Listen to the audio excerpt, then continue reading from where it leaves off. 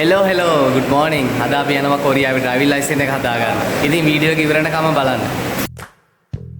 ඔයා දන්නව ඇතිනේ කොරියාවේද ඔයා ගන්න එක මාසෙක සැලරි එකකින් පුළුවන් කොරියාවේ සුපිරිම වාහනයක් ඔයාට මිලදී අරගෙන පදින්න. හැබැයි ඒකට ඔයාට අනිවාර්යයෙන්ම ඕන කරනවා කොරියාවේ ඩ්‍රයිවිං ලයිසන් එක. මම අද ඔයාලට පෙන්නන්නේ මම ඩ්‍රයිවිං ලයිසන් එක හදාගත්ත විදිහ. ලංකාවේදී ඔයාට මේ වෙනුවෙන් අරගෙන එන්න ඕන ඩොකියුමන්ට් ගැන වීඩියෝ එකක් මම කරලා තියෙනවා. ඉතින් ඒ වීඩියෝ එකත් ගිහිල්ලා බලලා ID එකක් ගන්න. මම ඉන්න ප්‍රදේශයට අනුව ඩ්‍රයිවිං ලයිසන් එක හදා ගන්නවා නම් මම යන්න ඕන නාජු කියන සිටි එකට.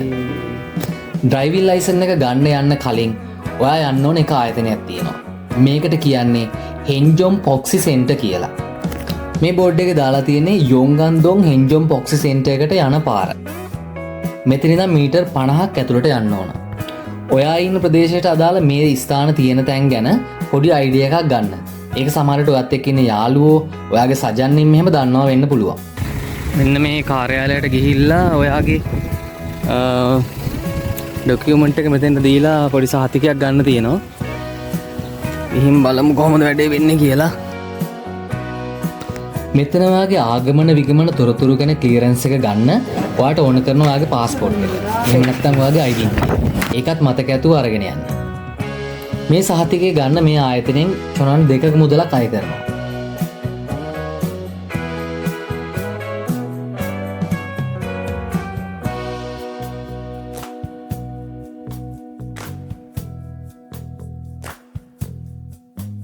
හරි ඔයාගේ ඩ්‍රයිවිං ලයිසන් එක හදා ගන්නවා නම් ඔයාට ගන්න තියෙනවා සහතිකයක්. ඒ කියන්නේ ඔයා කොරියාවට ඇවිල්ලා ආවගිය විස්තර පිළිබඳ තොරතුරු සටහනක් ගන්න තියෙනවා මේ මෙන්න මේ ආයතනයෙන්. මම ඒකේ විස්තර දාන්නම්.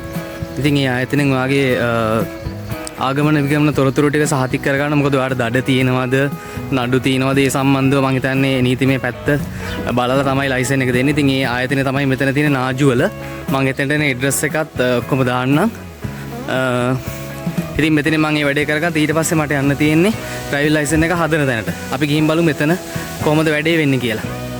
ඉතින් ඔයාලට මෙතන ඉඳන් යන්න වෙන ටැක්සි එකක. ඉතින් අපි ටැක්සි එකේ ගිහිල්ලා තමයි ඩ්‍රයිවිං ලයිසන් එක හදාගන්න තැනට යන්න ඕන. අපි ගිහින් බලමු එතන තැන කොතනද කියලා. එතනත් ලොකේෂන් එක මම ඔයාලට දාන්නම්. ඔයාට මේ වැඩ ටික කරගන්න ලංකාවෙන් අරන් එන්න ඕන ඩොකියුමන්ට් ගන්න විදිය, ඒකට ඔයා යන්න ඕන තැන්, ඔයා ඒකට සුදුසුකම් වෙන්න ඕන විදිය, තානාපති කාර්යාලයට අපොයින්ට්මන්ට් එක දාන විදිය, මේ හැම දෙයක් ගැනම මගේ YouTube channel එකේ වීඩියෝ තියෙනවා. ඒවා අනිවාර්යෙන්ම බලන්න. ඔයාට ගොඩක් වැදගත් වෙයි. මේ තියෙන්නේ ඩ්‍රයිවිං මෙහි කොරියානට ඩ්‍රයිවිං ලයිසන් එක ගන්න ඕන ටෙස්ට් එක තියෙන තැන මේ තියෙන්නේ. ඔයාට මේ සම්බන්ධ මොකක් හරි දෙයක් දැනගන්න තියෙනවා නම් පල්ලෙහෙන් කමෙන්ට් එකක් දාන්න. එහෙම නැත්නම් හසීවිත් කොරියා මගේ FB page එකට මැසේජ් එකක් දාන්න. මම පුළුවන් විදියට හැමෝටම රිප්ලයි එකක් දෙනවා. මෙන්න මේ පත්‍රිකාව පුරවන්න ඕන. මෙන්න මේ පත්‍රිකාව පුරවන්න තියෙනවා. ඒකල මෙතන ෆොටෝස් අලවන්න තියෙනවා. ෆොටෝස් අරගෙන ඇවිල්ලා නම් මෙතන අලවන්න පුළුවන්. එහෙම නැත්නම් මෙතනින් ෆොටෝස් ගන්නත් පුළුවන්. දැන් තාම ටෝකන් එකක් දෙනවා 3011 මට තියෙන්නේ කවුන්ටර් එක. ඒක කවුන්ටර් එක පෙන්නුවට පස්සේ ගිහිල්ලා වැඩේ කරගන්න තියෙන්නේ. ගොඩක් අය ඉන්නවා වැඩේට ඇවිල්ලා. වේගුක්ලා නම් කවුරුත් නැහැ, විදේශිකයෝ කවුරුත්.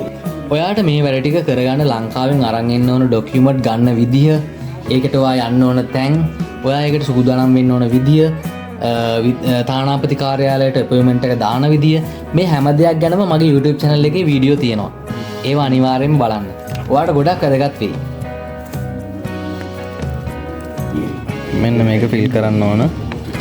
මේ වගේ ඇප්ලිකේෂන් එකක් දෙනවා. මේක වගේ විස්තර ටික ෆිල් කරලා අස්සම් කරලා මේක අරගෙන යන්න ඕන ඔයාගේ මෙඩිකල් එකට ඊළඟට.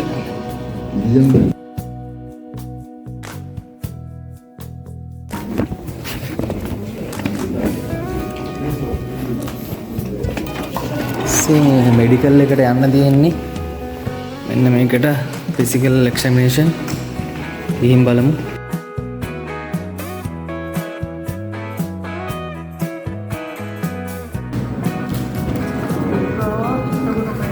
네, 감사합니다.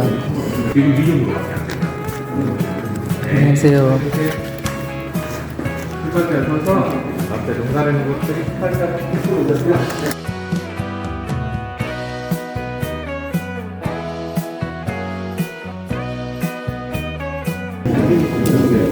මේක තමයි ලයිසන් එකේ print වෙලා එන මගේ ෆොටෝ එක.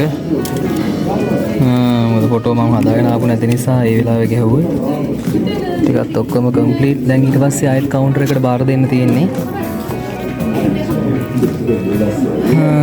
මේ ටික තමයි ඉතින් තියෙන්නේ document එක. ආයෙ දැන් මේක ආයෙ counter එකට බාර දෙන්න තියෙන්නේ.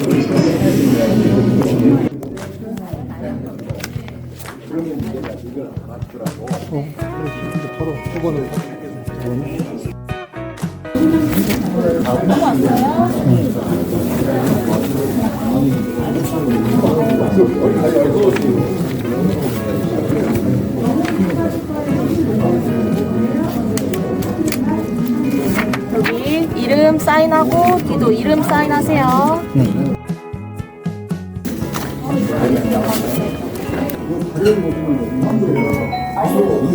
이거 10,000원 결제할게요. 10,000원?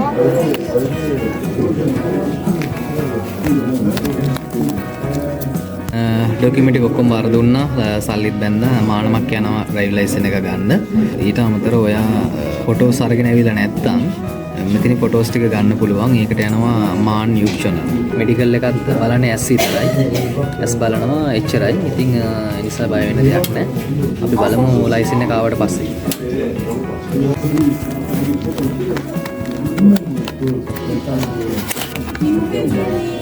면허증 나오는데 10분 정도 걸려요. 완성되면 여기서 불러드릴게요. 네, 감사합니다. ශ්‍රී ලංකා මේ පුනේ හැටි හරිද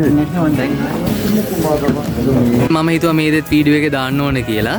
ලංකාවේ යාළුවෙක් මට හම්බුණා ඩ්‍රයිවිං ලයිසන් එක හදන්න ඇවිල්ලා ඉන්නේ. එයාගේ ඩොකියුමන්ට් එක මම කොහොමද ගෙන්න ගත්තේ කියලා විස්තර ඇහුවා.